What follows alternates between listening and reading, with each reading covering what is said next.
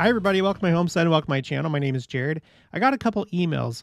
This one's from Mark Harris, subject line, Satan approaches Logan Temple. And in the email, hi Jared, longtime watcher of your channel. Thanks for all you're doing. Not sure when you will see this email, but as of today, you've been talking about spirit visitations. I wanted to share a couple of stories if you haven't heard of them yet. Take care, Mark Harris. And he provides two, but we're just going to go over the one for right now, and I'll revisit the other one another time. And it's really interesting because this happened recently where someone, like a couple people, shared the same thing in an email. So it's almost like there's some kind of like, I don't know, inspiration going on.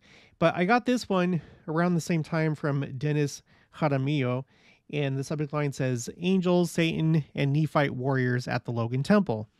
Hi, Jared. Thanks for all you do in bringing to light many things about the second coming, angels, and even letters from others. Not sure if Shannon mentioned these visions, but I was looking for them until I found them all on this one link. This is from the Book of Mormon Evidence website here, and then he provides the link. Hopefully more of these visions, dreams, etc. will come to light now that it has been mentioned openly in general conference. I've heard and read of these stories decades ago, long before computers were a thing. Dennis Jaramillo. So thank you, Dennis, and thank you, Mark, for your emails. With what we're going to cover today, I have covered a portion of it already in this video. Temples decrease Satan's power in that area. And then we go over one of the stories having to do with the Logan Temple.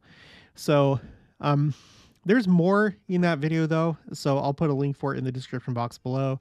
I also wanted to just point out this video that I did called 2026, where, you know, with this delay of the Salt Lake Temple and what we've covered in regards to the Salt Lake Temple, how when it was first dedicated by Wilford Woodruff, the 4 angels mentioned in the book of Revelation were released.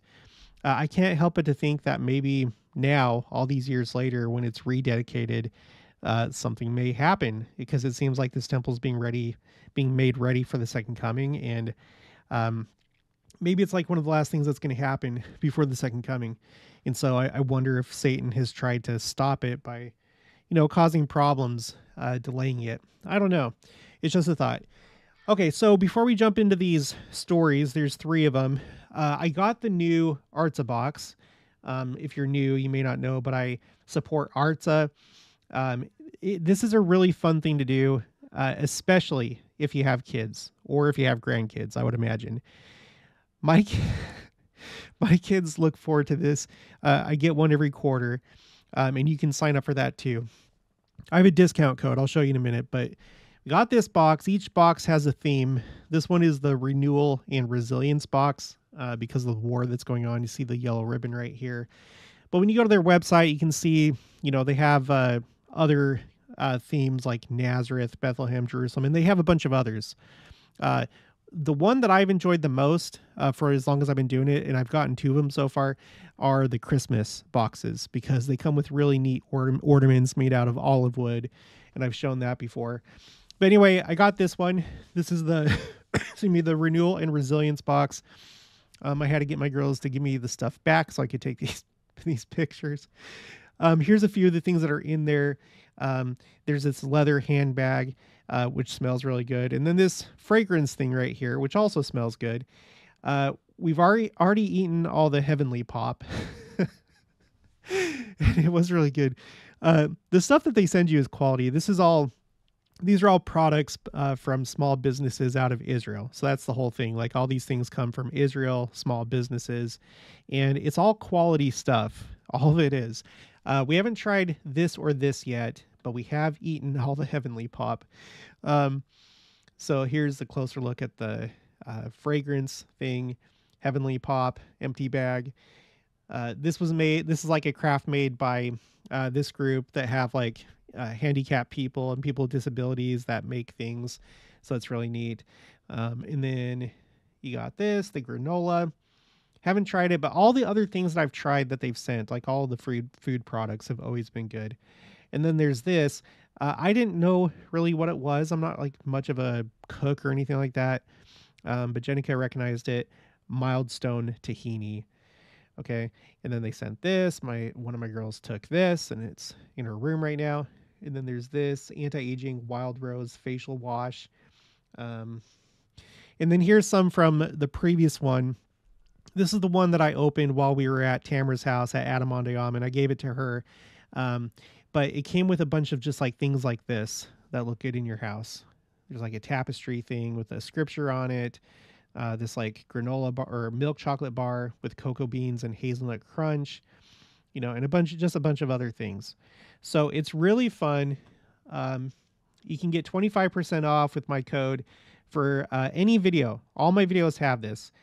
Go down to the description box, go past all this stuff. I got Book of Mormon, charities, and then you have order your Artza box, 25% off with code Jared25. Okay. And by the way, if you want to access my spreadsheets that we're going to be looking at in just a minute here, the link for that is here as well. My spreadsheet. You see this right here? So you can click on that. But 25% off Artza boxes. Artza boxes are fun. Okay. So let's get into this. So the link that was given that has all three stories that we're going to cover, it's at bookofmormonevidence.org. I'm not going to read it from here because I like to go to the original source whenever that's possible. I look for primary sources, but these stories, you can find them in a number of different places. Book of Mormon Evidence, it's on Family Search under like this person's entry. Joseph Smith Foundation. You may remember that I interviewed Hannah a while ago. It was me, her, and Troy. Moroni's Latter-day Saint page, Meridian Magazine. So you get it. It pretty much all comes from one book called The Logan Temple, The First 100 Years. But we're going to be looking in this. This is Deseret News, December 12th, 1936. That has one of these stories.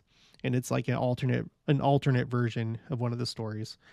Okay, so we're on this spreadsheet. If you're new to the channel, I have this spreadsheet where it's a timeline of different visitations, like visions, visitations, dreams of heavenly messengers, as well as Satan. He shows up quite a bit, as well as evil spirits. And they are going to show up in what we're going to cover today. So what's interesting is that as I, continue working on this, I'm noticing there's kind of like a lot of activity right here. Now I know that I haven't discovered everything, but it's just kind of interesting that right now, when we're looking at the 1880s and the years surrounding the 1880s, there's quite a few stories going on here. So I have this one from 1979. So we got 1, 2, 3, 4, 5, 6. 6 that are basically centered on the 1880s. When you go before that, I don't have anything for the 70s, got one for the 60s, nothing for the 50s. And then most of what I have is from the early church when Joseph Smith was alive. But so I'm interested. We all know that he had many visitations and visions and stuff, so that's not too surprising. But what's a little bit more surprising is when you get some of these later years. And the later part of the 19th century had a lot of visitations, it looks like. We have some modern ones too. The most recent one that I have was at during the dedication of the Brigham City, Utah temple. Boyd K. Packer in the dedicatory prayer acknowledged the presence of Brigham Young, Lorenzo Snow, and Roger Clausen. So that's the most recent one that I have. And I know that there's more I don't have on here, but you'll just have to give me time. Okay, so what's the first one here? Okay, so it's going to be this is going to be a visitation to Samuel Roskelley. We've already covered him in Journal of Discourses. There was a discourse by Wilford Woodruff where he told the story of Brother Roskelley, who was still alive, but he had been visited by President Peter Mon, or Magan, I think it's Mon, who had passed away. And essentially there was a lot of work going on in the spirit world, and there was some kind of like priesthood council. They needed another person to come to that side of the veil, so they were considering 3 names, and one of those names was Samuel Roskelley. And when he met with the spirit of Peter Mon was like, you know what, it's pretty apparent, you have a lot going on here. I don't think we're going to take you. We'll take somebody else. In fact, they took 2 people, and those other 2 people passed away and passed to the other side of the veil, and I guess helped with the work going on in the spirit world. So that's interesting because everything that we're going to cover here that has to do with Samuel Roskelley, there's 3 stories. 2 of them have to do with Samuel Roskelley. The other one was somebody else. But it's interesting that these 2 stories happened after he was permitted to continue living. Okay, so this is really interesting. He could have died, but he wasn't chosen, and so he continued living, and he had these 2 experiences. Okay, so the first one, let me zoom in. I don't have an exact date. I just know that it was sometime between 1884 and 1890. I'm just double guess myself. Okay. Yeah, sometime between 1884 and 1890. I know that because, okay, what he was doing, I looked him up. Okay. You have this from the Utah State University Digital History Collections that talks about him. It's just like a life sketch or a brief life history. There's also this on mendenutah.net. But basically, this is him right here. It says on, and it's kind of funny, there's a typo here. It says on May Toost, 1884, he was appointed recorder of the Logan Temple. So he was the recorder of the Logan Temple. So I guess that means he was like in charge of like the records, the archive of the Logan Temple, something like that. A position he held for nearly 28 years. Okay. So that's him. That's who we're talking about. And that's why this happened. Okay. So I looked at those dates. So it was sometime between 1884 and 1890, it seems. Okay. Because 1890 was the manifesto, and that plays into this. Okay. So I'm just going to read it from right here. Let's just do it like this. Sorry, let me zoom in a little bit more. Sorry, I got to move this over, go down, go to 200%. Here we go. Okay, now at one point, he was in the 70, but he was also, I can't remember which came first. He was probably a 70 after this, but he was in the 70, and he was the Logan, Utah Temple Recorder. Okay, this comes from Nolan P. Olson's Logan Temple, the First 100 Years, which is now out of print, but I think you can still get it on CD. Okay. Brother Samuel Roskelley recorded, and by the way, I don't know where to find the primary source, but if I come across that, I'm going to make sure to cite that. I'm sure that it's somewhere. A lot of these books, like all these different books, like a lot of times they're compilations of other primary sources. So the primary source is out there somewhere. It's probably like in a journal or something like that. Brother Samuel Roskelley, recorder of the temple, relates that in the early days, the United States Marshals were making lots of trouble for the Mormons and were conducting quote unquote polygamy raids to pick up the men who had more than one wife. 2 deputy marshals arrived at the temple door one day to find it locked so they could not gain entrance. Brother Roskelley went out to talk with them. They were told that there were no records available to show them. Brother Roskelley told them goodbye and locked the door. The lawmen knew that polygamous marriages were being performed and did not like being denied access to the records. They immediately wired for help, and the next day, the head of United States Marshal for Utah and a whole posse of deputies arrived. This time, they demanded in the name of the United States government that the records be given to them. They were again told that no records were available. The marshal then said, "We know you are doing polygamous marriages and that these records are available. We know you have them, and we are going to have them. We will burn the temple door down, or even destroy it entirely. But what you comply with our request." The recorder told them goodbye and locked the door on them again. Brother Roskelley was very worried and spent the next 8 or 10 hours in constant prayer, asking the Lord to help him preserve the records, that no harm should come to him or to the people concerned, and that the temple records should not fall into the hands of the United States Marshals. He went out under cover of darkness to visit one of his families in the 7th Ward area.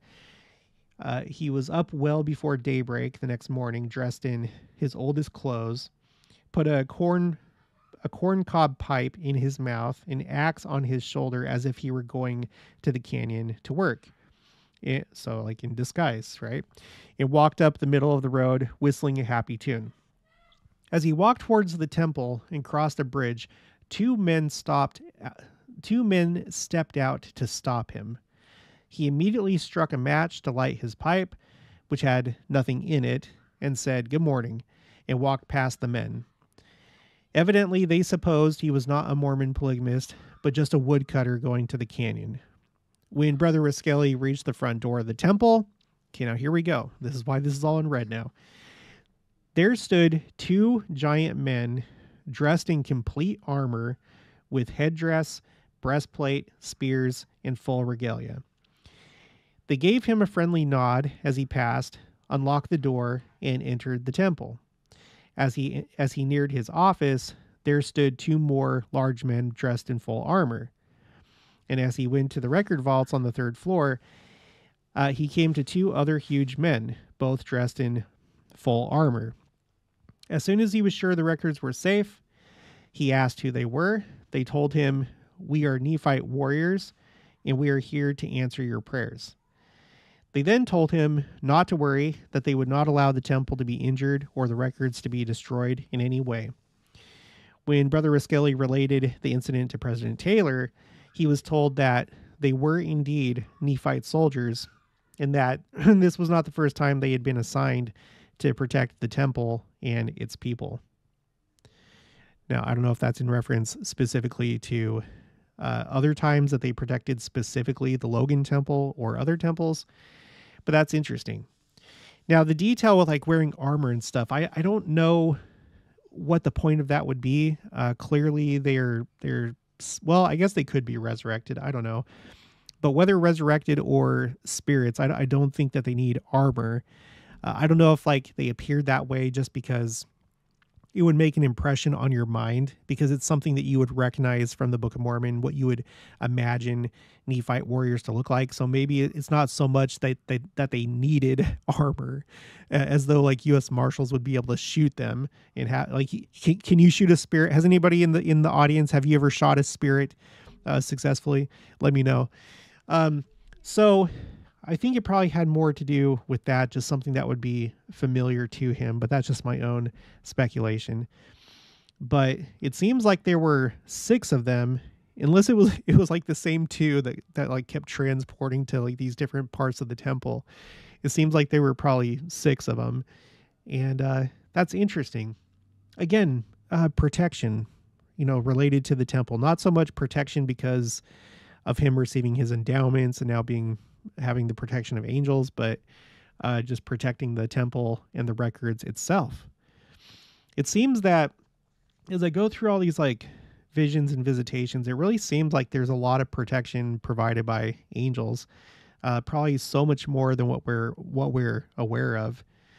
And yeah, it was Wilford Woodruff who talked about that fact, that this was like in the account where he was talking about the attack on him and others in England when they were on their missions.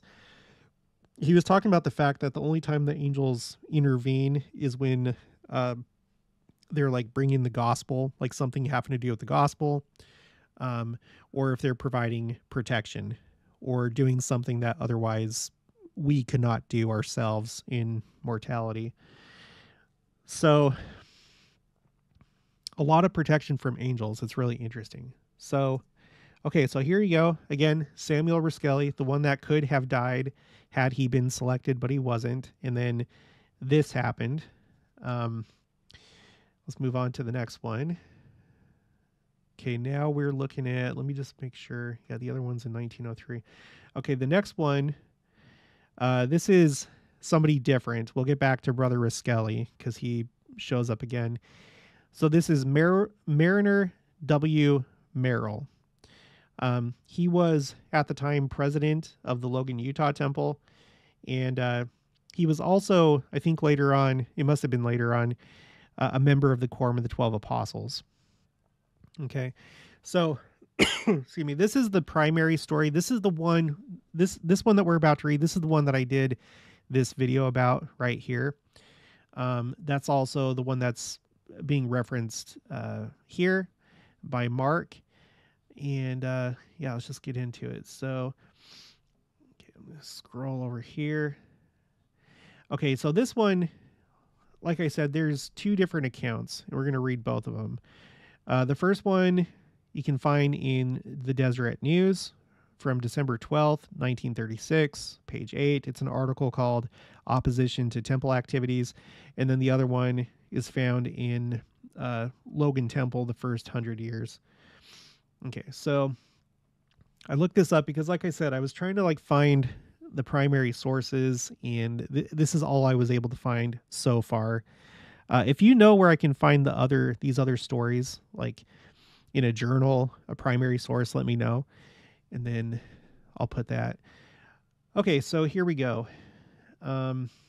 This is like what's called the church section, and then within the church section, there's this genealogic department, and then you have the story right here. And could you imagine a day and an age where in the Deseret News you would have what we're about to read? This was definitely a different time. Okay, opposition to temple activities. On one occasion, I heard the late apostle Mariner W. Merrill, president of the Logan Temple, relate this extraordinary incident. He was sitting in his office one morning. He was sitting in his office one morning, he said, when he noticed from the window a company of people coming up the hill to the temple. As they entered the temple grounds, they presented rather a strange appearance, not only in dress, but in their mode of travel. Some were riding horses. And then let me just point out, we have seen angels riding horses before. I guess that's a thing. Again, I don't know if that's some kind of more than them actually riding a resurrected or a spirit horse. I mean, that could be what they're doing. Or it may just convey the idea symbolically of warfare, because in the scriptures, sometimes in visions, when it's not an actual literal thing that's being viewed, it's a symbol of warfare. Like Christ coming at the second coming, riding a white horse. It's not that he's going to come on a horse, but it represents warfare, spiritual warfare. So anyway, those are just my thoughts. So some were riding on horses. Others were in conveyances, which is like horse carriages. And still others were afoot. He wondered who they could be, as he was not looking for a company of such a size that particular morning. They dismounted from the horses, stepped down from their conveyances, put their animals under the sheds and walked about complacently, as if they had a perfect right to be there. A little later, a person unknown to Brother Merrill entered the room.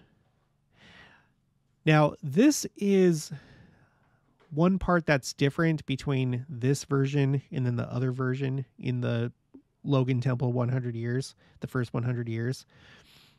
This one makes it seem as though he entered the temple, because Brother Merrill was watching this from his office, I believe, in the temple.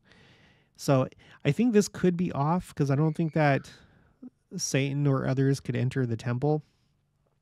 But anyway, Brother Merrill said to him, "Who are you, and who are these people that have come up and taken possession of the temple grounds unannounced?" He answered and said, "I am Satan, and these are my people." Brother Merrill then said, "What do you want? Why have you come here?" And Satan replied, "I don't like the work that is going on in this temple and feel that it should be discontinued. Will you stop it?" Brother Merrill answered and said emphatically, "No, we will not stop it.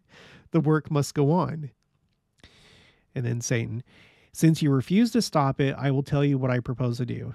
The adversary said, "I will take these people, my followers, and will distribute them throughout this temple district, and will instruct them to whisper in the ears of the people, persuading them not to go to the temple, and thus bring about a cessation of your temple work. Satan then withdrew. President Merrill, commenting on this strange interview with the evil one, said, for quite a period of time, the spirit of indifference to temple work seemed to take possession of the people, and very few came to the house of the Lord. The presumption was that Satan had carried out his threat, which caused a temporary lull in temple work. It is not to be wondered at that Satan, who's the enemy of all righteousness, is displeased with temple work. And of course. And look at this. This is by Roger Clausen. Roger Clausen, he's one of the ones mentioned in the dedicatory prayer for the Brigham City, Utah temple. I just noticed that right now. Roger Clausen. Okay.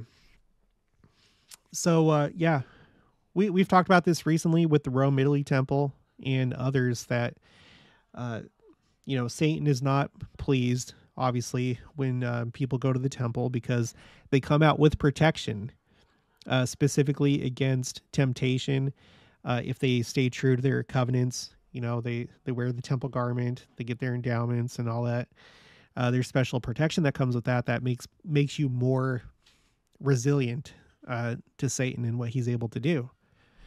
And it would seem to me that this is one of the reasons why before going on a mission, you go to the temple, so that you have that extra protection and also power and protection. So yeah, it's a problem when you have a geographic area. I think it really does affect a geographic area. So you take Rome, for example, and you have members of the church that, are faithful. They go to whatever the nearest temple is. But when there's a temple built where you're at, those other people that maybe have a harder time getting to it, or have to save up, or it's just not plausible, suddenly they're able to go. And so that geographic area is now more protected. You have more endowed members of the church in that area. So it's fascinating. Okay, so let's read the other account really quick. It has some more detail. Logan Temple President Mariner W. Merrill was sitting in his office one morning in the early 1890s when he heard a commotion outside. Stepping to the window, he saw a great congregation of people coming up the temple hill, some on foot and others on horseback and in carriages. President Merrill's first thought was, what will we do with so many people? If we fill every room in the temple, it will not begin to hold them all. So that must have been quite a bit. The riders tied up their horses at the hitching post or turned them loose on the temple corrals and walked complacently about the front grounds without seeming to have much purpose in mind. They were rather an odd-looking group and were dressed quite shabbily. They made no effort to enter the temple. Okay, so that's like a difference, like I said, between the two accounts. This one basically says that Satan did not go into the temple, which makes more sense to me. But anyway, so President Merrill went out to greet them and see what he could do for the group. He said to their leader, "Who are you, and who are these people who have taken possession of the temple grounds unannounced?" He answered, "I am Satan, and these are my people." Brother Merrill asked, "What do you want, and why have you come here?" Satan replied, "I don't like what is being done in the Logan temple, and have come to stop it." That was a bit of a shock to President Merrill, and he answered, "No, we will not stop it. This is the work of the Lord, and must go on. You know that you or anyone else cannot stop the work of the Lord." And then Satan says, "If you refuse to stop it, I will tell you what I propose to do. I will scatter this congregation of people throughout these valleys and will keep people from coming to the temple. We will whisper in their ears and discourage them from attending the temple. This will stop your temple work." President Merrill then used the power of his priesthood and commanded Satan and his followers to depart from holy ground. That's like another detail that we didn't have in the other story. He said that within 4 or 5 minutes, there was not a person, horse, or buggy in sight. They just disappeared into thin air and were gone. Again, I have just a tiny question about that. If they just disappear, why does it take 4 to 5 minutes? Why isn't it just like instantaneous? But I don't know. Maybe they kind of like went off out of sight, and it's like, whoa, I saw them to a point, but then they disappeared. Okay, for the next 10 or 12 years, that's another detail that we don't have in the other account. It wasn't just like a small amount of time. Like it was like a whole decade.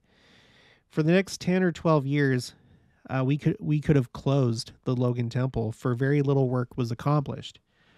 In one full year, the number of endowments done totaled only 5,121, while in our day, we have done 3,064 in one day. Where all the ordinances for the year equaled about 20,110, today we have done 15,456 in one day, in a total of 1,808,265 for the full year. Christian L. Olson lived only half a mile from the temple and said, anytime he said out loud he was going to the temple, something happened to keep him away. One evening he said to the boys, tomorrow we will finish grinding out molasses, and then I'd like to spend a week in the temple. The mill was operating perfectly that evening, but the next morning the main wheel was broken. The more they repaired the machine, the more things broke and went wrong with it. He finally spent the full week making repairs, so the only day's grind of molasses could be completed. He did not get to spend the week in the temple. Another time, when he planned a day in the temple, he got to his milk cows, and the corral gate was open. Now, let me just pause right here. That is very frustrating. I can say that myself. We have had our cows get out, and thankfully they haven't damaged anything like outside of our pasture. But there was one time we had the missionaries over, and this was like a sitcom. It was so strange and stupid how this played out. The missionaries were facing us. The window was behind them to our porch. And as we were getting ready to leave, the missionaries had literally just said, is there anything that we can do for you before we go? I saw my stupid cow named Cinnamon. He was a Jersey bull, and that was like my first mistake. He was on our porch. I could see his back through the window. And so we went to go get him and didn't get him in time. And he ran down the street into my neighbor's yard. Thankfully, like, he has a large area, but it took some work to get him back in.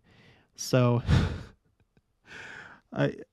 it's super frustrating, and I didn't have like a horse or anything or rope to help me get him back. Okay, so anyway, his corral gate was open. He spent the day hunting the cows in the west fields. Still another time the corral gate was open again, and the horses were gone. It took 2 days to find them in Logan Canyon. He said, anytime I want to go to the temple, I soon learned that I could not say it out loud. I got up, milked my cows, set the bucket down, and ran. And then I could get there without any trouble. 8 girls left Garland in a white top buggy one morning at 4 a.m. to do baptisms in the temple. Just as they arrived on the west mountain where they could see the temple, a wheel came off the buggy. Before they reached Logan, they had trouble with all 4 wheels. A hame strap had broken, the yoke came apart, and there was one delay after another every few minutes. They finally reached Logan at 5 p.m. after the baptisms were done and the font had been emptied. Some of the men were still there. The font was refilled. The girls were baptized. They said that Satan followed them all the way to Logan that day. The evil one's power and influence are real. He knows the value of temple work and would do anything in his power to keep people away, but he failed to recognize the faithfulness and devotion of the saints in this area, and they were not easily discouraged. Okay, so that is pretty incredible, and I know that I've heard people say, I feel like maybe it's even happened to myself, where things will come up that will get in the way of you going to the temple, and I'm sure some of those times, if not all of them, have to do with Satan. Okay, now we're back to Brother Roskelley. And this might be one of the reasons why he was permitted to stay in mortality. Again, he's the one that they were considering having die so that he could go and help in the spirit world. So, okay, look at this. Okay, again, he was a 70, and he was also, I think at another time, the Logan, Utah temple recorder. In April 1888, the Hales moved to Cache Valley, bringing their voluminous genealogical records with them, and began an extensive temple activity. At this time, they arranged with Samuel Roskelley to prepare the sheets for temple work. He kept names in the temple continuously from then until about 1903, and that's when this takes place. That fall, his health began to fail. His eyesight was poor, and he decided to give up all his record work. He brought the records to sacrament meeting one night and gave them to Alma H. Hale and told him it would be necessary to get someone else to take over the work. Jonathan H. Hale wrote, quote, "During the following week, my father was very depressed and worried all the time and was hardly able to work or eat. He could not decide what to do, for neither he nor any of the Hale family knew how to proceed with the work. A great deal of information had been gathered, and the family felt a great responsibility to complete the work. The whole family made it a matter of prayer for the week. The next Sunday, at meeting Brother Roskelley, I'll have to double check that. There might be a typo. The next Sunday at a meeting, Brother Roskelley came to Father and said, 'Bring the records back to me. I have to finish them.' Friday evening, I was returning home from the temple near Hyde Park. A messenger on a white horse," so here we have another horse, appeared by the side of my buggy and said he wanted me to finish the Hale record. He assured me that the work was done right and that it was all being accepted.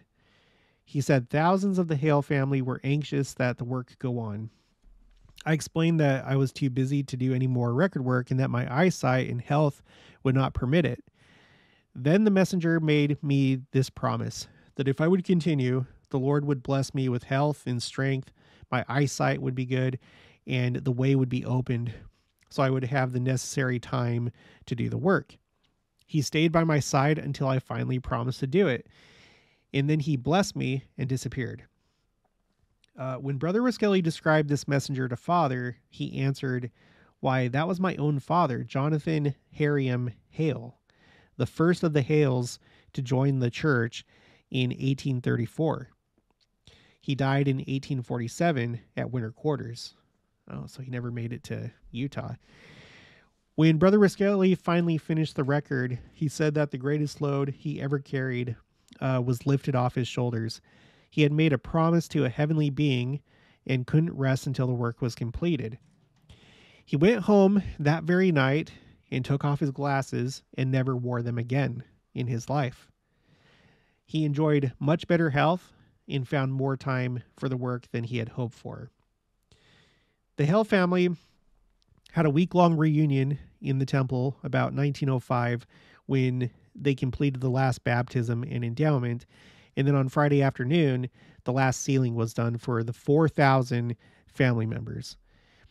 As President Merrill neared Smithfield that night on his way to Richmond, he turned to tell the people, okay, so this is President Merrill. So this is now, I didn't put that together. So we were just talking about Brother Roskelley, but this is the temple president Merrill that we just talked about in the last story.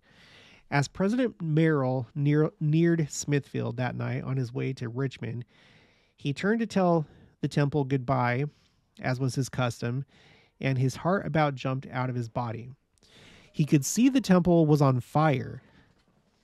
Now, this is like another thing, the temple seeming like it's on fire. If I remember right, that's happened with the Manti, Utah temple, the Kirtland temple. I'm sure it's happened with the Nauvoo temple, but I don't think I have a story that covers that. But this seems to be like a somewhat, not frequent, but a thing that happens with these spiritual experiences. He could see the temple was on fire, but as he looked at it for a few minutes, he was satisfied that there were no red flames licking upwards. The whole temple was filled with light, and the outside of the building shone with a pale pink glow. All the people in the neighborhood gathered to watch the phenomena and said they heard a heavenly choir sing for nearly 2 hours. Everyone marveled at the sight, for there were no electric lights or other means for lighting the building until 10 years later in 1915. The same thing happened the following night too, with all the rooms and building lighted and the heavenly choir singing. President Merrill knew that he had had a very heavenly manifestation. When he reported the incident to President Wilford Woodruff, the president asked what special work had been done in the temple. He was told of the unusual activity of the Hale family and how they had accomplished so much in such a little time. President Woodruff said the Hale and Boynton families had been permitted to come from the other side to sing and rejoice and celebrate their deliverance in the Logan temple. So that is so neat. That's such a fascinating idea and special thing. On my quotes A through Z spreadsheet, I'm keeping track of these stories when you have angelic choirs, because that's something that interests me. So far, I have 2. I have this one, the Manti, Utah temple dedication. In fact, let me just look at this really quick. Is this the one where it seemed like it was on fire? No, I don't know. I'll find that some other time. But anyway, I have these 2 so far. An angelic choir at the Manti, Utah temple. Now we have the Logan, Utah temple. And I know that it's happened at the Kirtland temple. I may even have it on this spreadsheet. I just recently added this entry, so I'll have to double check that. But I'm sure at the Kirtland temple, and probably others. Probably sometimes when it's not even at a temple. But so that's what I have. Those are the 3, all having to do with the Logan temple.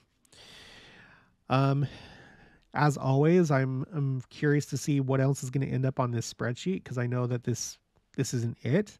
I know that there's more, and it's really eye-opening just how much we have had by way of visions, visitations, and dreams. I know that there's that one by President Nelson, not him, but I think it was like one of his ancestors, like a great-great-grandfather, I think, or maybe his grandfather. There's a YouTube video that has that. I'm going to have to add that too, because that's a story that President Nelson has told. But yeah, there's just so much, and it's so many more people than just Joseph Smith. I think people that aren't really don't really study church history, are just kind of like nominal members of the church or people outside of the church. I think that they just assume that everything was just Joseph Smith, but it wasn't. It was not. He did have a lot of visions. In visitations, he met a lot of people personally: God the Father, Jesus Christ, Moroni, Satan, Peter, James, and John, John the Baptist, other nondescript angels. But there's been a lot of other people too. Just really quick: David Whitmer, Martin Harris, Mary Whitmer, Oliver Cowdery, Elizabeth Leitner, the whole Joseph Smith family, Sidney Rigdon, Wilford Woodruff. We have, and then like just all the attendees of like these different temple dedications, like entire congregations. Yeah, just so many people. Heber C. Kimball, Orson Hyde, Joseph Fielding, Brother Russell, George A. Smith, Thomas Bullock. Okay, so anyway, you get the idea. Just tons of people. It's amazing. Okay, well, that's going to be it for this one. If you haven't already, please make sure to subscribe, like this video if you liked it, leave your thoughts and opinions down in the comments below. Also, make sure to share it, and I'll talk to you guys later.